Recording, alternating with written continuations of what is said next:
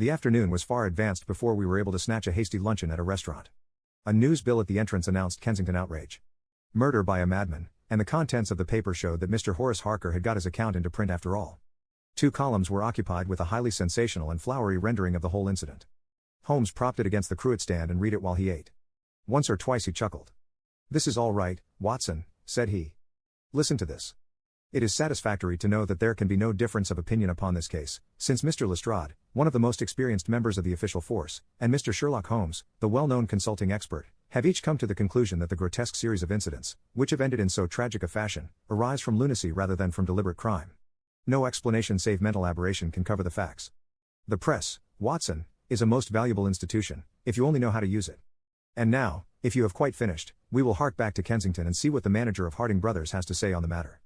The founder of that great emporium proved to be a brisk, crisp little person, very dapper and quick, with a clear head and a ready tongue. "Yes, sir, I have already read the account in the evening papers. Mr. Horace Harker is a customer of ours. We supplied him with the busts some months ago. We ordered 3 busts of that sort from Gelder and Company, of Stepney. They are all sold now." "To whom?" "Oh, I dare say by consulting our sales book we could very easily tell you. Yes, we have the entries here. 1 to Mr. Harker, you see, and 1 to Mr. Josiah Brown, of Laburnum Lodge, Laburnum Vale, Chiswick, and 1 to Mr. Sandiford, of Lower Grove Road, Reading. No, I have never seen this face which you show me in the photograph. You would hardly forget it, would you, sir, for I've seldom seen an uglier. Have we any Italians on the staff?" "Yes, sir, we have several among our workpeople and cleaners. I dare say they might get a peep at that sales book if they wanted to. There is no particular reason for keeping a watch upon that book. Well, it's a very strange business, and I hope that you will let me know if anything comes of your inquiries." Holmes had taken several notes during Mr. Harding's evidence, and I could see that he was thoroughly satisfied by the turn which affairs were taking. He made no remark, however, save that, unless we hurried, we should be late for our appointment with Lestrade. Sure enough, when we reached Baker Street the detective was already there, and we found him pacing up and down in a fever of impatience. His look of importance showed that his day's work had not been in vain. "Well?" he asked. "What luck, Mr. Holmes?" "We have had a very busy day, and not entirely a wasted one," my friend explained. "We have seen both the retailers and also the wholesale manufacturers. I can trace each of the busts now from the beginning." "The busts," cried Lestrade. Well, you have your own methods, Mr. Sherlock Holmes, and it is not for me to say a word against them, but I think I have done a better day's work than you. I have identified the dead man." "You don't say so?" "And found a cause for the crime." "Splendid. We have an inspector who makes a specialty of Saffron Hill in the Italian quarter. Well, this dead man had some Catholic emblem round his neck, and that, along with his color, made me think he was from the south. Inspector Hill knew him the moment he caught sight of him. His name is Pietro Venucci, from Naples, and he is one of the greatest cutthroats in London. He is connected with the Mafia, which, as you know, is a secret political society, enforcing its decrees by murder. Now, you see how the affair begins to clear up. The other fellow is probably an Italian also, and a member of the Mafia. He has broken the rules in some fashion. Pietro is set upon his track. Probably the photograph we found in his pocket is the man himself, so that he may not knife the wrong person. He dogs the fellow, he sees him enter a house, he waits outside for him, and in the scuffle he receives his own death wound. How is that, Mr. Sherlock Holmes?" Holmes clapped his hands approvingly. "Excellent, Lestrade, excellent," he cried. "But I didn't quite follow your explanation of the destruction of the busts." "The busts? You never can get those busts out of your head. After all, that is nothing, petty larceny, 6 months at the most. It is the murder that we are really investigating, and I tell you that I am gathering all the threads into my hands. And the next stage? Is a very simple one. I shall go down with Hill to the Italian quarter, find the man whose photograph we have got, and arrest him on the charge of murder. Will you come with us?" "I think not. I fancy we can attain our end in a simpler way. I can't say for certain, because it all depends upon a factor which is completely outside our control. But I have great hopes, in fact, the betting is exactly 2 to 1, that if you will come with us tonight I shall be able to help you to lay him by the heels." "In the Italian quarter?" "No, I fancy Chiswick is an address which is more likely to find him. If you will come with me to Chiswick tonight, Lestrade, I'll promise to go to the Italian quarter with you tomorrow, and no harm will be done by the delay. And now I think that a few hours' sleep would do us all good, for I do not propose to leave before 11 o'clock, and it is unlikely that we shall be back before morning. You'll dine with us, Lestrade, and then you are welcome to the sofa until it is time for us to start. In the meantime, Watson, I should be glad if you would ring for an express messenger, for I have a letter to send and it is important that it should go at once." Holmes spent the evening in rummaging among the files of the old daily papers with which one of our lumber rooms was packed. When at last he descended, it was with triumph in his eyes, but he said nothing to either of us as to the result of his researches. For my own part, I had followed step by step the methods by which he had traced the various windings of this complex case, and, though I could not yet perceive the goal which we would reach, I understood clearly that Holmes expected this grotesque criminal to make an attempt upon the two remaining busts, one of which, I remembered, was at Chiswick.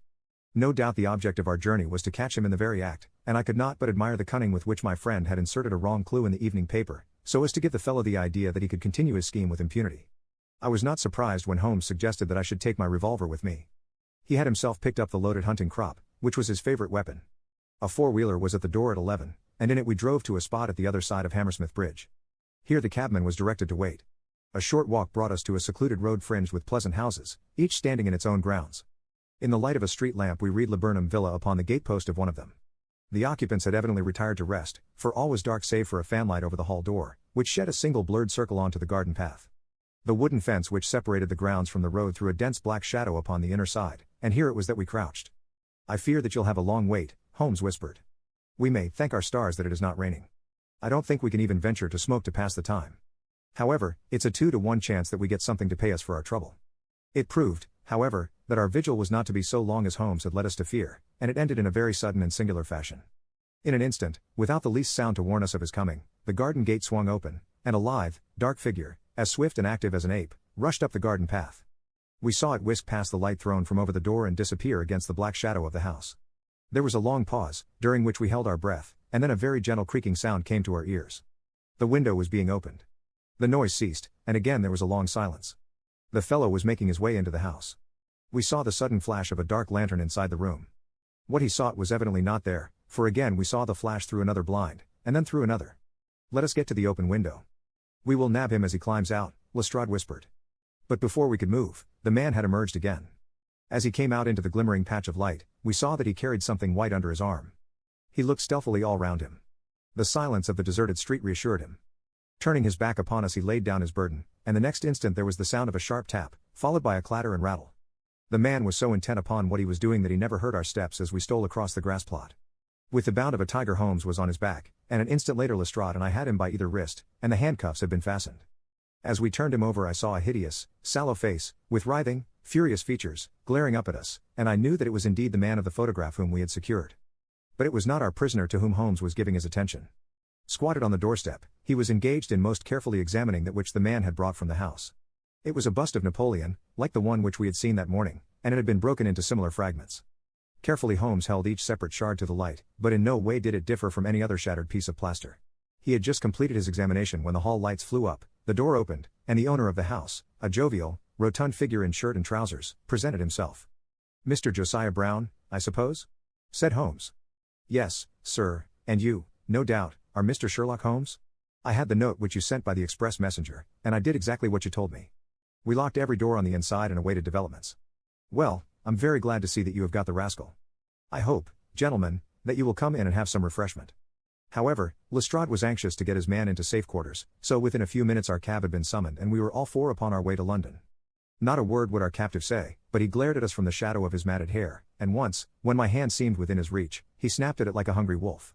We stayed long enough at the police station to learn that a search of his clothing revealed nothing save a few shillings and a long sheath knife, the handle of which bore copious traces of recent blood. "That's all right," said Lestrade, as we parted. "He'll knows all these gentry, and he will give a name to him. You'll find that my theory of the mafia will work out all right. But I'm sure I am exceedingly obliged to you, Mr. Holmes, for the workmanlike way in which you laid hands upon him. I don't quite understand it all yet." "I fear it is rather too late an hour for explanations," said Holmes. "Besides, there are one or two details which are not finished off, and it is one of those cases which are worth working out to the very end. If you will come round once more to my rooms at 6 o'clock tomorrow, I think I shall be able to show you that even now you have not grasped the entire meaning of this business, which presents some features which make it absolutely original in the history of crime. If ever I permit you to chronicle any more of my little problems, Watson, I foresee that you will enliven your pages by an account of the singular adventure of the Napoleonic busts." When we met again next evening, Lestrade was furnished with much information concerning our prisoner. His name, it appeared, was Beppo, second name unknown. He was a well-known ne'er-do-well among the Italian colony. He had once been a skillful sculptor and had earned an honest living, but he had taken to evil courses and had twice already been in jail, once for a petty theft, and once, as we had already heard, for stabbing a fellow countryman. He could talk English perfectly well. His reasons for destroying the busts were still unknown, and he refused to answer any questions upon the subject, but the police had discovered that these same busts might very well have been made by his own hands, since he was engaged in this class of work at the establishment of Gelder and Company. To all this information, much of which we already knew, Holmes listened with polite attention, but I, who knew him so well, could clearly see that his thoughts were elsewhere, and I detected a mixture of mingled uneasiness and expectation beneath that mask which he was wont to assume. At last he started in his chair, and his eyes brightened. There had been a ring at the bell. A minute later we heard steps upon the stairs, and an elderly red-faced man with grizzled side whiskers was ushered in. In his right hand he carried an old-fashioned carpet bag, which he placed upon the table. "Is Mr. Sherlock Holmes here?" My friend bowed and smiled. "Mr. Sandiford, of Reading, I suppose?" said he. "Yes, sir, I fear that I am a little late, but the trains were awkward. You wrote to me about a bust that is in my possession." "Exactly. I have your letter here. You said, 'I desire to possess a copy of Devine's Napoleon, and am prepared to pay you £10 for the one which is in your possession.' Is that right?" "Certainly. I was very much surprised at your letter, for I could not imagine how you knew that I owned such a thing." "Of course you must have been surprised, but the explanation is very simple. Mr. Harding, of Harding Brothers, said that they had sold you their last copy, and he gave me your address." "Oh, that was it, was it? Did he tell you what I paid for it?" "No, he did not." "Well, I am an honest man, though not a very rich one. I only gave 15 shillings for the bust, and I think you ought to know that before I take £10 from you. I am sure the scruple does you honor, Mr. Sandiford. But I have named that price, so I intend to stick to it." "Well, it is very handsome of you, Mr. Holmes.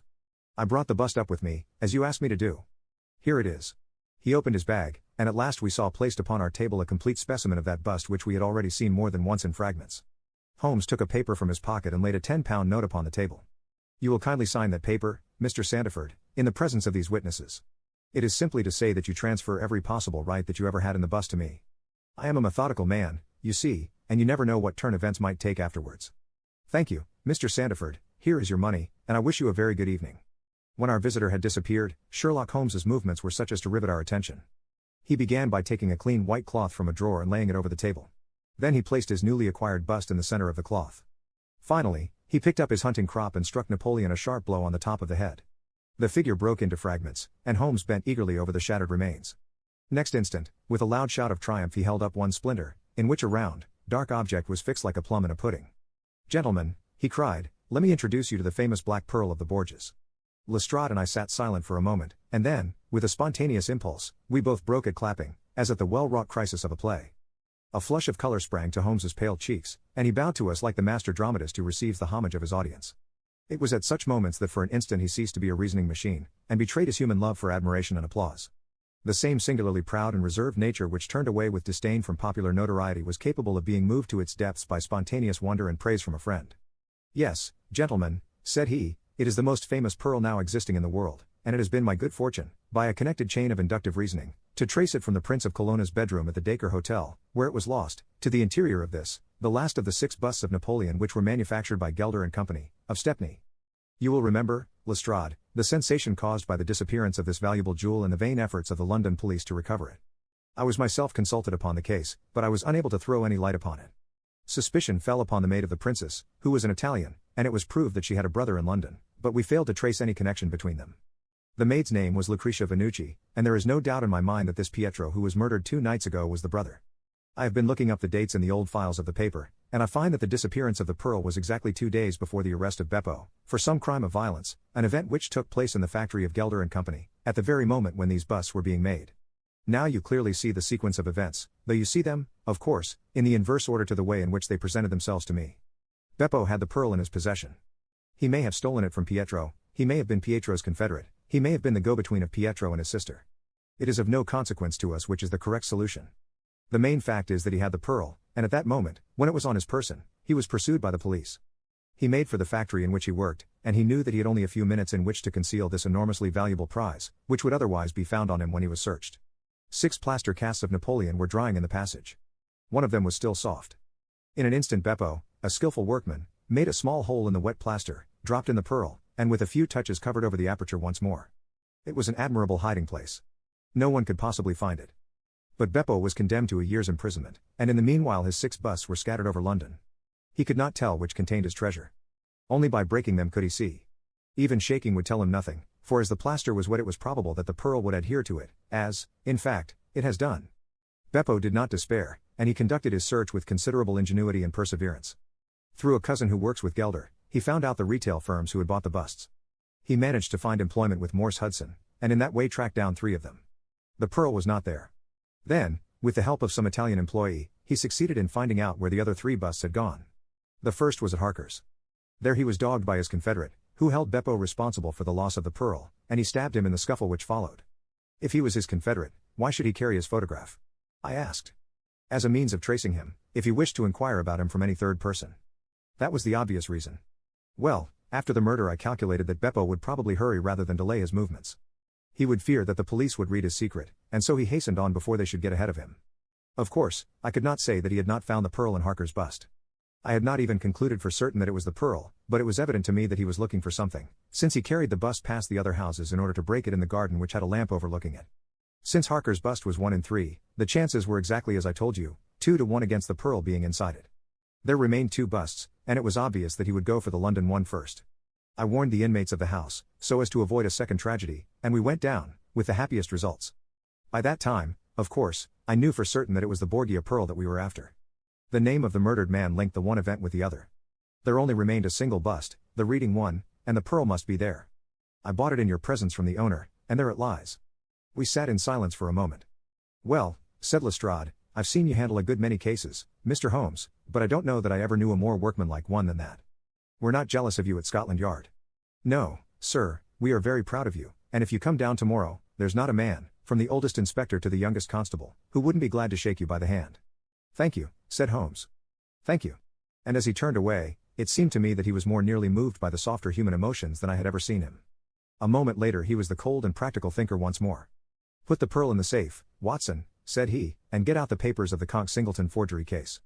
Goodbye, Lestrade. If any little problem comes your way, I shall be happy, if I can, to give you a hint or two as to its solution.